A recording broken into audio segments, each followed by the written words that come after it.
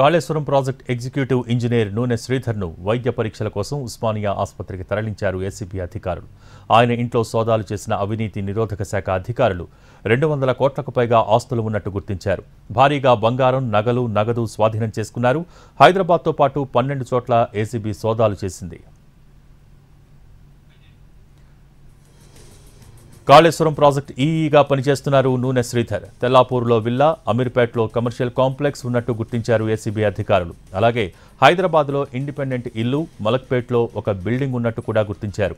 అవి కాక కరీంనగర్లో 16 ఎకరాల వ్యవసాయ భూమి, హైదరాబాద్, వరంగల్, కరీంనగర్లో 19 ప్లాట్లు, పలు హోటల్స్లో బినామీల పేరుతో పెట్టుబడులు ఉన్నట్టు ప్రకటించారు.